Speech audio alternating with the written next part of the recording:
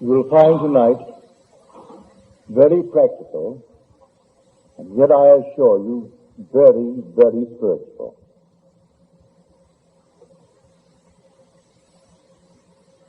Christianity has to be continually redeemed from secular history. For Jesus Christ is the human imagination. As Paul tells us in his first letter to the Corinthians, we have received not the spirit of the world, but the Spirit which is from God, that we might understand the gifts bestowed upon us by God. Now tonight we will show you one of these gifts, if you really understand who Jesus Christ is. I tell you, he is your own wonderful human imagination. That is Christ. It comes as a shock when you first hear it if you are raised in the tradition, sir, as the speaker was. I was raised in a Christian home. And naturally, like the hundreds of millions of Christians, we were taught it as secular history. A little boy who was born of a woman who knew not a man, and that his father was God, he was the Son of God, and that was the story as I was taught it. But I was searching and seeking from the time I think I can remember. I believed the story as Mother taught it to him. I did believe it. And I can't tell anyone the shock that was mine. And sometimes maybe I wondered if it would not have been better to return back, like Israel in the desert, and go back into slavery. But I couldn't, any more than they could. They had to keep moving towards the promised land. For when you are disillusioned, having been taught the story, as we all have been taught it, to discover that he is not something in history. He is nearer than your breathing. In fact, he can't even be there. He is your very self. He is your own wonderful human imagination. It comes as quite a shock. Well, I can tell it best by telling you a story. The year was 1933. Roosevelt was elected. I had been in this country for 11 years. I never really wanted to go back to Barbados. My parents came up in that year, and they pleaded with me to come to Barbados and join the family, become a member of the family. And I declined. I said no. I saw them off at the boat, and strangely enough, as they sailed, and they were on the deck, and I waved goodbye to them, a peculiar feeling came over me. And I had a desire that I never had in 11 years, to go to Barbados. I had just said goodbye to them, and said no to their request. They would have paid all expenses and brought me back, and everything would have been perfect. Then from the boat, I went to my old friend, Abdullah. He was born, so I am told, in Ethiopia. He was a black man, raised in the Jewish faith, but really understood Christianity as few men that I ever met understood it. He understood the law, not the promise. He understood the law. So I went to him and I told him the feeling that came over me, that I wanted to go to Barbados. I just waved at my parents, and a peculiar feeling possessed me. And he said to me, "You are in Barbados." Well, that did not make sense to me. I'm standing in this place on 72nd Street off Central Park West. That's where he lived. He lived at 30 West 72nd Street. And here I am in this place, and he's telling me that I am in Barbados. He didn't explain what he meant.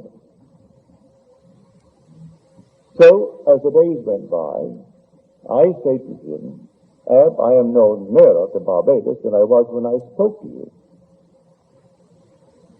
And he said to me, if you are in Barbados, you cannot discuss the means of getting to Barbados. You must actually live in Barbados, in your imagination, as though you were there, just as if, and view the world from Barbados. If you sleep in Barbados and view the world from Barbados, the means will appear and you will go to Barbados. But as far as I am concerned, you are already in Barbados. Because you desire it. That intensity, all you have to do is simply to enter it. And you enter it now in New York City, even though that's 2,000 miles across water, and you aren't going to walk across water, but you enter Barbados and view the world from it.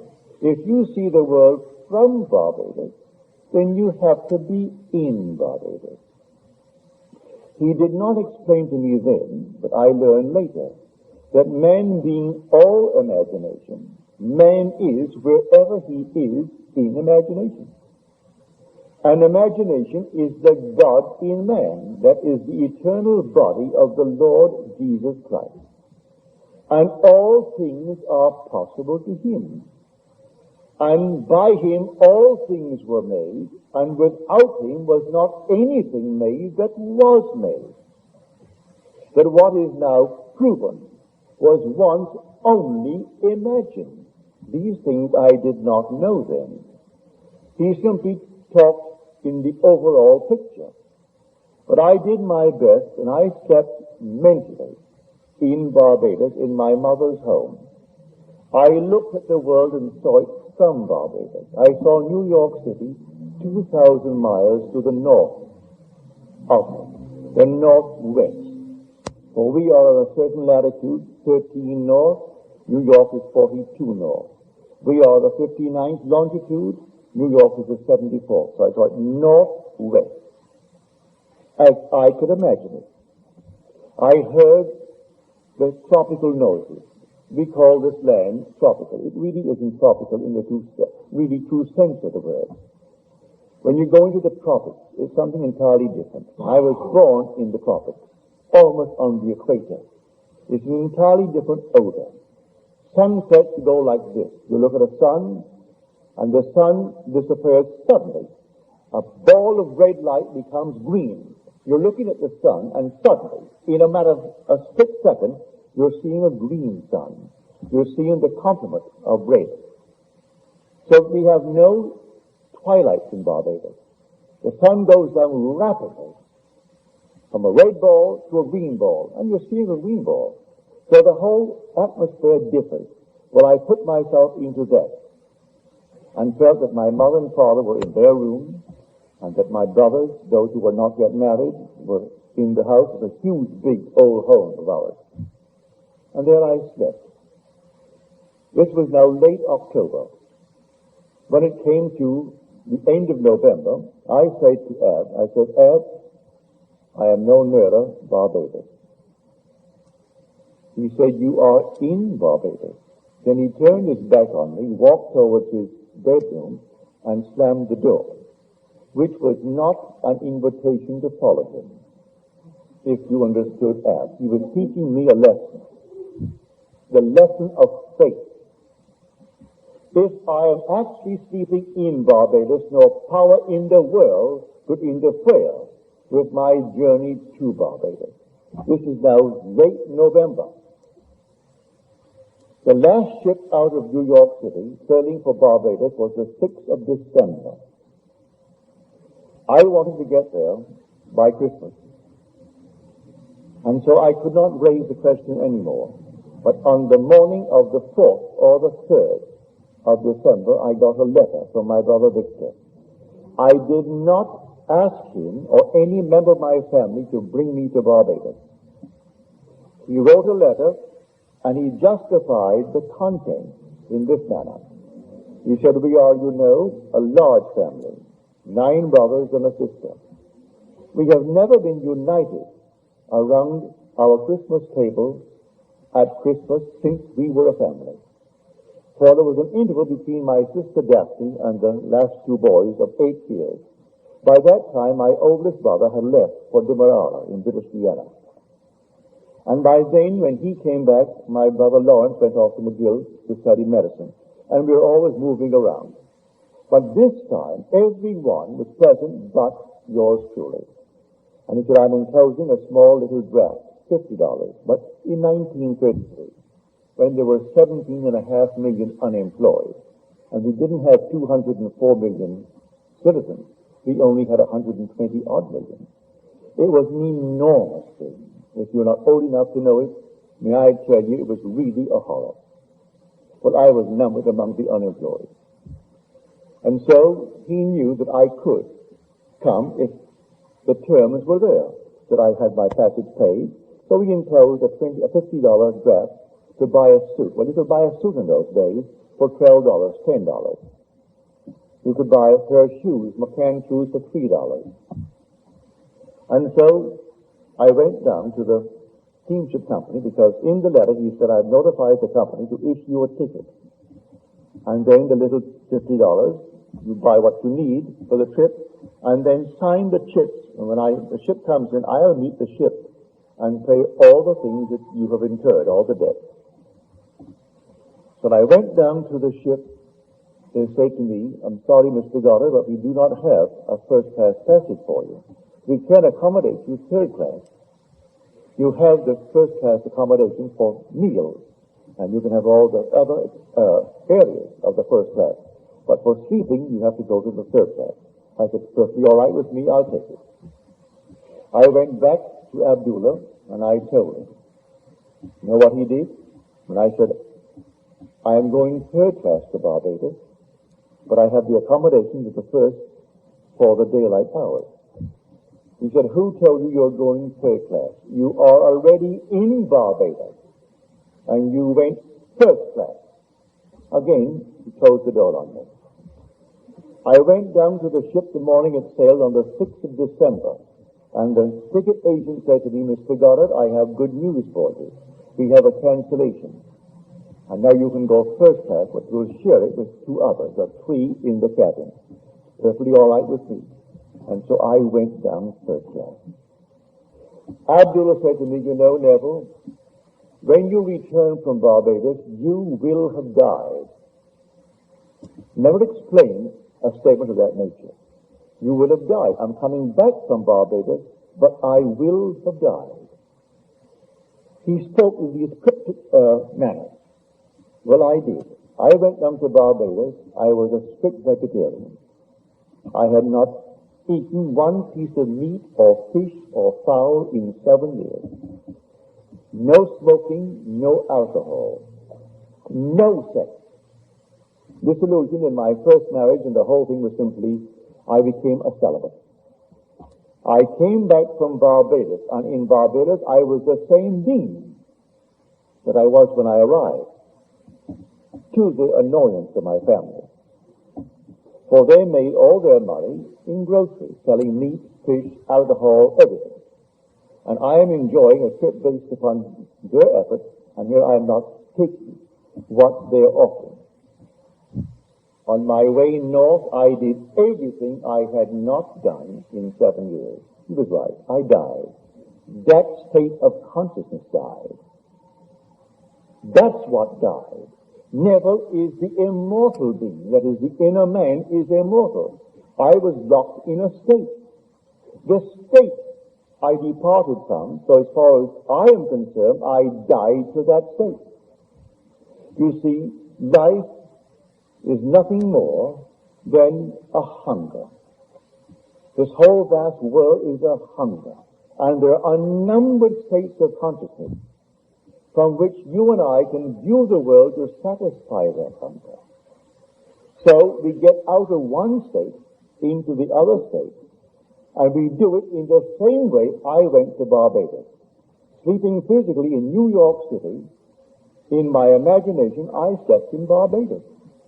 And my brother was moved to send me a ticket and justified it by telling me the story of the family who had never been together at Christmas, to make it easy for me to say yes. for I did not request it. I did not ask it. He simply wrote the letter and enclosed a little draft and told me to go and get my ticket.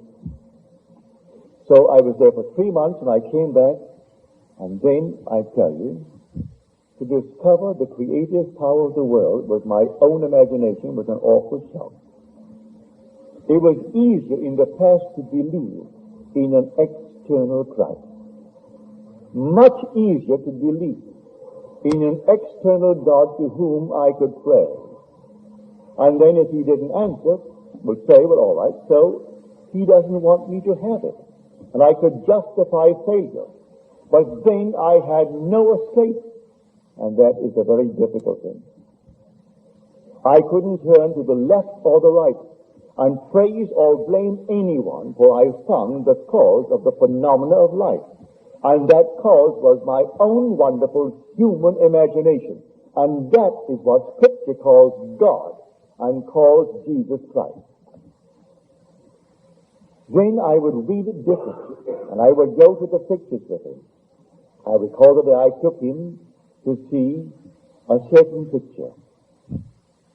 And he said, Neville, tell me, do you get anything out of it? And I began to interpret it for him. It was to come to Monte Cristo.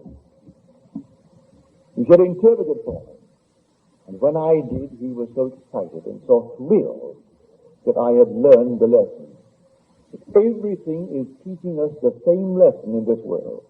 There is nothing but God in the world. So here, I one day took up the chapter of John, the 14th chapter of John. And I interpreted this for him, because he would have me rise, and not more than, say, a dozen or 20 of us came to the meeting. He taught Hebrew. That's where I learned my Hebrew. And when I took the 14th of John and began to explain it in this manner, again, the excitement that came over me. Let not your heart be troubled. You believe in God. Believe also in me. In my Father's house are many mansions. If it were not so, would I have told you that I go to prepare a place for you?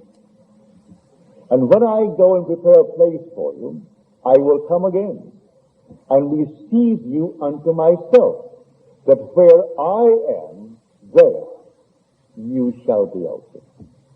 And I explained it to him in the lines of what I just told you about my trip to Barbados. I prepared a place for this outer man that could do nothing but be anchored by his senses. Here I was living in a basement on 75th Street, and my senses dictated the fact that I had no money, but none, and unemployed. I couldn't possibly get to the Bronx without borrowing the nickel, and yet I want to go to Barbados. The inner man is my imagination, and that is the Lord Jesus Christ, and all things are possible to him, if I can believe him. So now I go and prepare a place for you, Neville, the outer Neville. And so I slept in Barbados. And I saw the world as I would have to see it were I in Barbados. And in a short 6 weeks, the means came, and I made the most heavenly trip to Barbados, 3 months in Barbados, and a lovely trip back, bringing back adequate sums to tide me over for a while, all a gift of my family, which I did not solicit. So I then discovered who the Christ of Scripture was. He was my own wonderful human imagination. But by tradition, I faltered along the way. I went back to the traditional concepts and the belief in my senses and the belief in the evidence of my senses and what they dictated, until finally you break through from the traditional God to the God of experience. I experienced God on that trip. Because who did it? I did it all in my imagination. And it came to pass. And if by him all things are made, and without him there is nothing made that is made. And I know exactly what I did was that I found him. I found him of whom Moses and the law and the prophets wrote. But I found him, and I still called him Neville. I didn't call him by another name, The Bible calls him Jesus Christ, which means God the Savior. But I found a Savior, and he was my own wonderful human imagination. And that was an awful shock, because here is a normal man with all the weaknesses of the world, all the limitations of the flesh, things that I had done of which I was not proud, and possibly felt capable of doing. And yet that was God. So your own wonderful human imagination, I know from experience, is God. That's the Christ of Scripture. Now, imagination plus faith is the stuff out of which we fashion our world. We are told that without faith it is impossible to please him. Read that in the 11th chapter, the 6th verse of the epistle to the Hebrews. Without faith it is impossible to please him. Now what is faith? It's described in that same 11th chapter. But let me give you another definition. Faith is the subjective appropriation of the objective hope. I hope to go to Barbados. I subjectively appropriated it. Physically, I was in New York City on 75th Street. Subjectively, I was in Barbados. I'm going to prove that I was in Barbados. I simply looked at the world. If I could see the world as I would have to see it were I in Barbados, then I subjectively appropriated that state. If I slept in New York City and still know I am in New York City, I will remain there forever. There will be no change in my world. I had to subjectively appropriate my objective hope. My objective hope was to be in Barbados.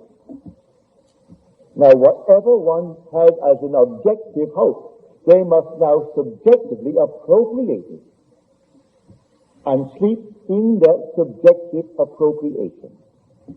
You want to be, and you name it. All right? You simply subjectively appropriate it. And that was the beginning of my transition from a God of tradition to a God of experience. And when I came back to New York City, friends of mine who knew me in the days when I never touched alcohol or smoking, I never acquired smoking. I tried it, but I couldn't seem to get it. Alcohol, I got. Other things, like, well, you name it, all these things I do. I trust not success, sometimes success, yes. But nevertheless, I did it to discover it didn't hurt me at all concerning my spiritual advancement. That they accused him, the human imagination, of being a glutton and a drunkard and a friend of sinners, one who loved the company of harlots and tax collectors and all the things of the world that people shun. And here was the human imagination in the midst of it all, trying to show everyone who he is, that he is actually buried in man, and he will rise one day in man as the man in whom he rises. And when it did happen to me in 59, what a shock. But it was back in 1933 that this thing actually began to unfold within me, when old Ab would not explain what he meant when he said to me, you are in Barbados. So if you say to me right now, I would like to have $100,000. If I were now telling you, as he would tell it to me, I would say, you have it. And if you do not sleep tonight in the possession of it, you are not doing what I have told you. If you want anything, you simply sleep in it, as though you had it. The secret of feeling as if it were true, that's the secret. And so we receive not the spirit of the world. The spirit of the world is doubt. The body of doubt is Satan. And as Blake so clearly and beautifully stated it, O my Satan, thou art but a dust, and dost not know the garment from the man. This is the garment, limited by its 5 senses. limited by what reason dictates to it. So tonight when I go to sleep, reason tells me you are now sleeping at 1025 Carroll Drive. And reason is telling me what I have in the world. I suppose I don't like what I seem to have and reason dictates. I must dare to assume that I am that which I would like to be, and sleep in that state, rather than the state that my reason and my senses dictate. If I dare to do it, I know from the experience of 1933 that it works. I have taught that law to everyone who will listen to me. Many will listen, yes, many have proved it, but we are creatures of habit. And when all day long, and every moment of time, reason is dictating, we tend to go back to what reason dictates and what the senses dictate. But the being who is speaking in you is the Lord Jesus Christ, and is your own wonderful human imagination.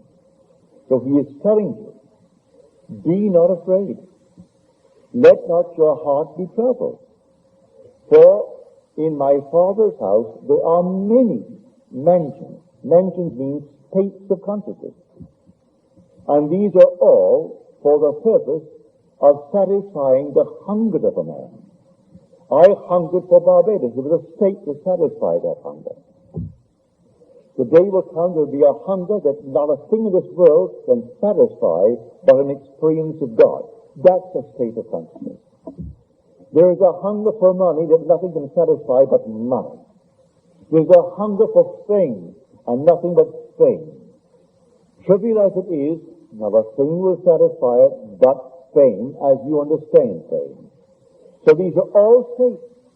So you enter into the state of the hunger and view the world from it and satisfy your hunger. For if you are now known as you want to be known, then the hunger to be known is satisfied. If you want to be anything, and then you view the world from that state, and the world viewed, although subjective, confirms what you are actually seeing and experiencing subjectively, well then your hunger has been satisfied.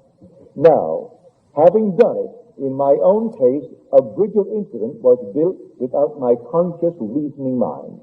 I didn't write my brother's letter. I didn't buy the $50 draft. I didn't notify the shipping company to issue a ticket to me. All that came by mail. He was influenced 2,000 miles away by my assumption. I dared to appropriate subjectively my objective hope. So take your hope, your objective hope, and then appropriate it subjectively, and sleep in it as though it were true. If you dare to sleep in it as though it is actually true, in a way you do not know, that bridge of incident will appear, and you will be compelled to walk across that bridge to the fulfillment of the subjective appropriation.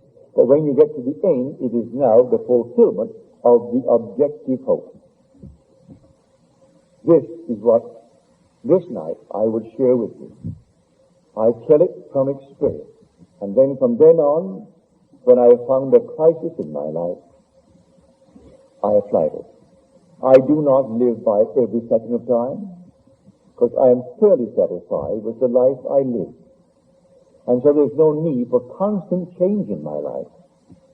But there are moments in the lives of all of us where we reach a crisis. And then you have to take action if you know who Christ is. For bear in mind, by him all things were made. And without him was not anything made that was made. So do not become so completely anchored to the outer garment which you think is yourself. It's only a garment. And forget the inner man, the imaginative man, who is the immortal you. That imaginative man is God himself. And the day will come that he will be born. For this whole vast drama, I could break it into three patterns: innocent, experience, imagination. And when you reach that stage, the third stage of imagination, you're going towards the end. For we came out of the world of experience into a world, the world of innocence, into the world of experience. I move towards an awakening imagination, which is God himself. So we are told all things are possible to God. Then we are told all things are possible to him who believes. So the 19th chapter of Matthew tells us, with God all things are possible. The 9th chapter of Mark tells us, all things are possible to him who believes. So he equates God with a man who can believe it. You can't get away from that equation. If all things are possible to God and all things are possible to the one who believes, then he equates the one who believes with God. Now, I know the difference between thinking from my wish fulfilled and thinking of it. I am always thinking from where I am and of where I am not. Right now, I am thinking from this room and of my home where my wife is now.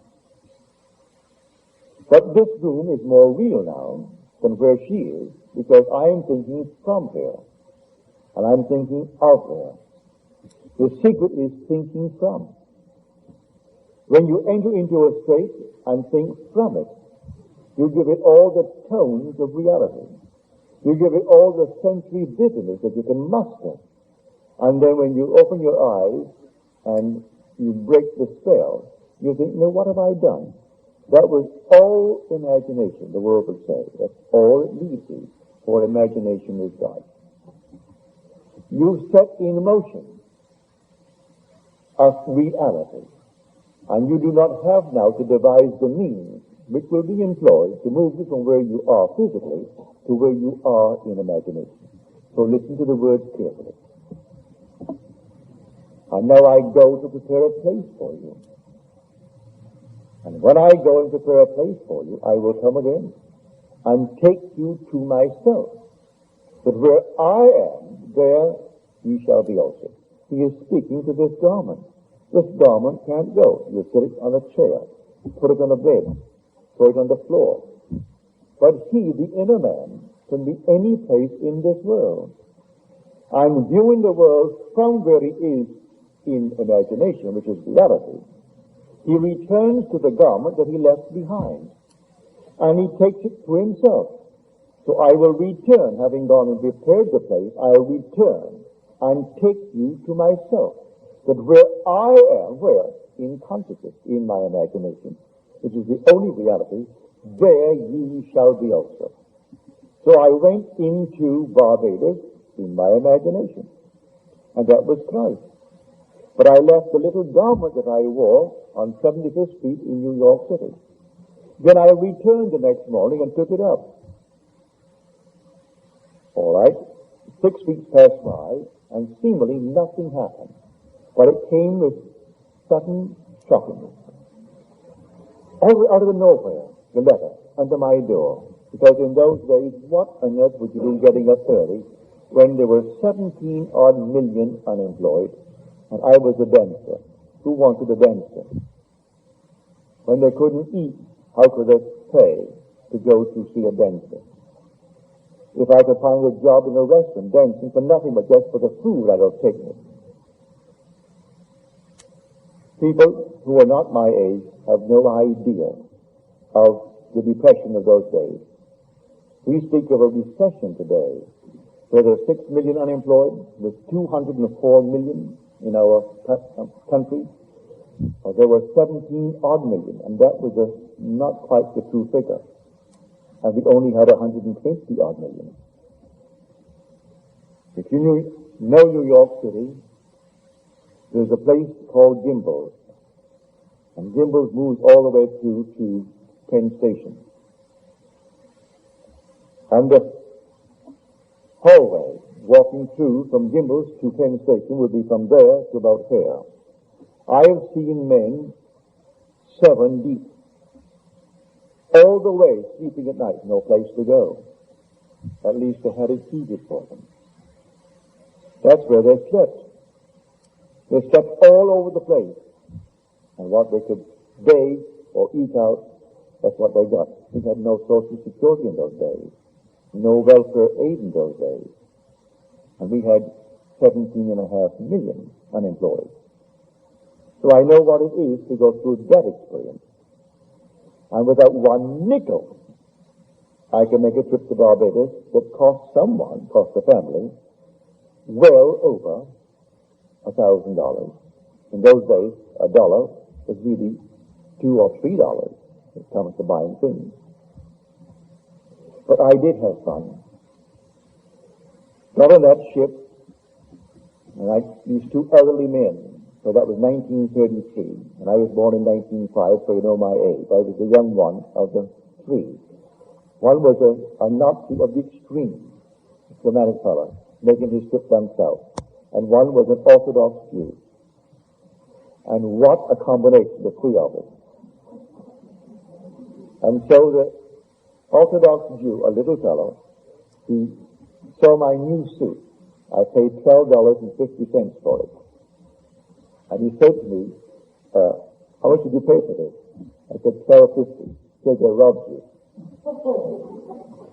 I said, they robbed me? He said, yes. They robbed you. And let me tell you something. If it starts to rain, run. You'll never get out of it. They'll shrink right up to here on you. And here was this other fellow, both elderly gentlemen, the Nazi. He was ranting all day long how Germany is going to take over all the West Indies and eventually take over America. And the two others were at it. And the little Jewish Orthodox man was reading his Bible most of the time in Hebrew, but would talk to me about my suit or things of that sort. And the other fellow was all science. By science, he meant astrology. He believed in astrology. He believed in all these isms. Well, that was my 10 days at sea. What an experience. And see, it all adds up. In the end, it all adds up. So I had the most fabulous trip all the way down and came back to fulfill my friend's prophecy. You would have died. And I did. I died to escape. Not the immortal man cannot die. But I didn't realize I was locked in a state until I began to sleep in another state. And sleeping in another state, that state became the reality.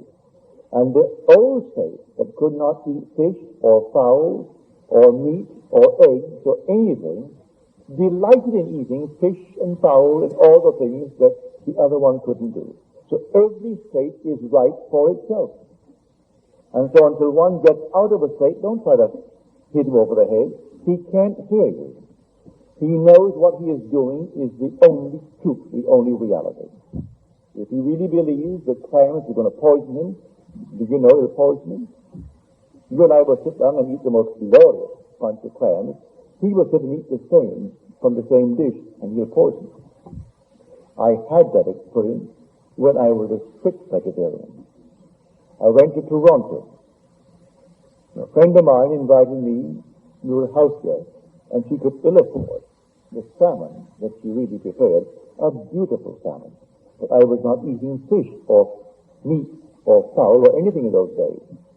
But as a guest, I was trained never to offend a host. And so I forced myself to eat what was put before me. It was the first time I broke my fast in these many years. Do you know there were 7 of us at the table? My host and hostess, my dancing partner and her mother, and then 2 sons. There were a bunch of us around. And I was the only one with ptomaine poison. I came down, I was poisoned and poisoned beyond measure that night. And everyone ate the same fish. But I was eating against the grain of my own being. I knew I was doing wrong by my own, at the moment, moral, ethical code. And I was poisoned. And they all survived. Well, the body survived too. But I mean, I was really sick. So the most marvelous thing in the world will poison you if you think that it is wrong in what you do. So where is it? All in your own wonderful human imagination. That is God. And we ate of the tree of knowledge of good and evil and came down in the world of experience. And there are only two things in the entire 66 books of Scripture that displeases God. You can read from beginning to end, and you will not find more than two that truly displeases God. And one is lack of faith in I am He. And the other is eating of the knowledge of the tree of good and evil. Now, we all have eaten of the tree of knowledge of good and evil. I know I have. But the whole vast world shuns and turns away from that belief that I am He. So the lack of faith in I am He and eating of the tree of knowledge of good and evil are the two things that displeases God, as mentioned in Scripture. I can't find the third one. I find no third, only these two. So be still and know that I am God. As we are told, unless you believe that I am He, you will die in your sins. So the I am in you is your own wonderful human imagination. And you can put it any place in the world. You need not be anchored to where your senses tell you that you are. Now let me speak tenderly to a lady who is here. She wants to sell a home. You can't sell the home if night after night you sleep in that home. You have to sleep elsewhere. Mentally, I do not mean physically. Physically, I slept in a basement on 75th Street in New York City.